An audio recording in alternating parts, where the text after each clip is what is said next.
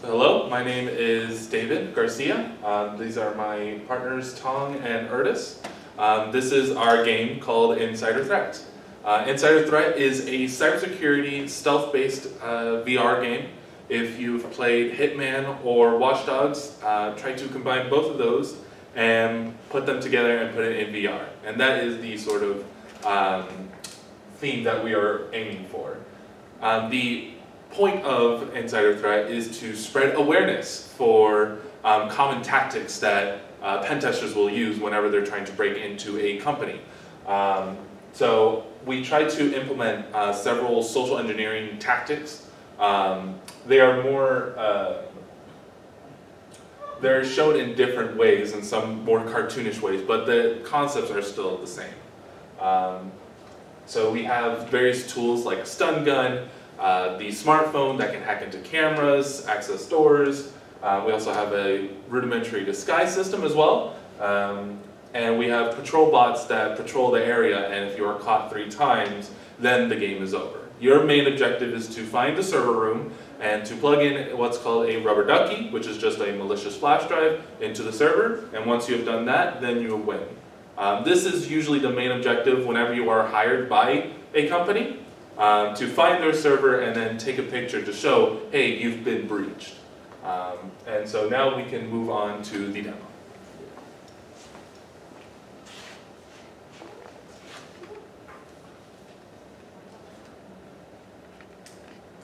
Is this very good?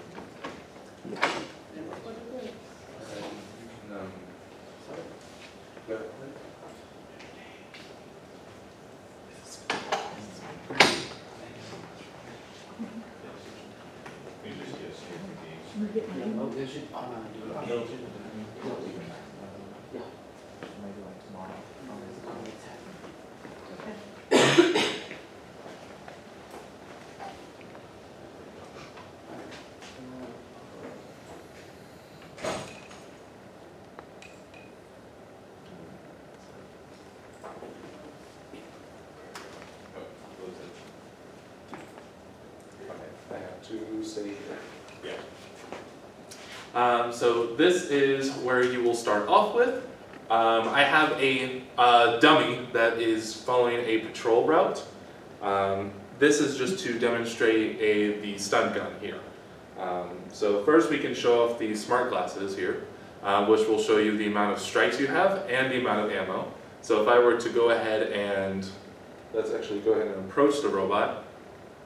If I were to get too close, then he will lock onto me, and then now I have lost a strike. So now I'm going to show off the stun gun. So if I aim and point it towards him, now I can approach him and he will be harmless. Here is the rudimentary disguise system that we have. It is a security cap. Erdis, would you like to go into more detail on that? Yes, okay. So basically how our disguise system works, it works in conjunction with our finite state machine, AI, for the enemy. So the enemy basically just goes through patrol points, and then when it detects the player through a collision detector that's facing forward, it goes to attack the player. Basically, the disguise system, or the guard cap, will just say, hey, and player is disguised, don't do any of that. So it'll just keep going its guard points as if the player didn't exist.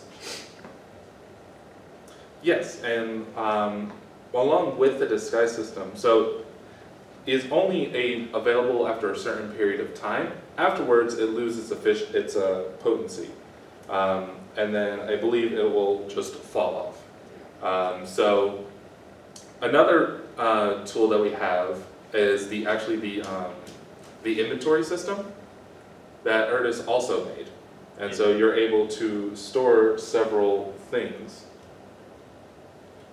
like the phone. Oh, It doesn't. If you close it, it will drop. Oh, okay. So yeah, that is a bug that we were working on. But I'll go ahead and grab the smartphone and the USB, and I'll head into one of the environments that we have found. Tom, you can go into more about the environments. So the environment itself is, in this case, is simulate the building that will be tested when a pen tester will be simulating the test. In this case, we'll first start off with just a generic office room. A person could just navigate through, can maybe look around, and maybe in the future, if we were to develop it a little more, find items, various items such as paperwork or even ID cards on the desk, and we just take them and add them to our inventory. So we can use for later various objectives. So, for example, that David is demonstrating, we can just walk around willy-nilly, go in, and we had the disguise cap on, for example. We can also just take it and not be detected, and because this disguise system we have on, the whatever robot or enemy we have might not detect it right off the bat. And then now he's about to go into one of the hallways, and I'll pass on the feature back to David. Yeah, so another one of the main features or tools that you'll utilize is the smartphone. So you can actually hack into these cameras, and a live feed will show up, and a live feed will output to your phone. And so I can then remove it and then go into the other camera and see, oh, there's actually a robot around this corner that's in a guard position. So I'll go ahead and get my stun gun again. I left back there, and then I can go ahead and stun him.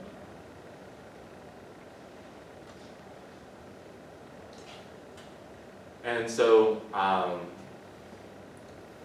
as you will see here, there is also a locked door, but let me go ahead and first take care of him. And so, with these doors, you aren't able to open them because they are locked behind an ID. So if we actually go back to like the reception area, there's actually an ID badge right here that we can scan. And so once we've done that, then we should be able to open the door, just like that. And so there should be one more robot around here somewhere. There he is. So I'm going to try my best to avoid him as much as possible.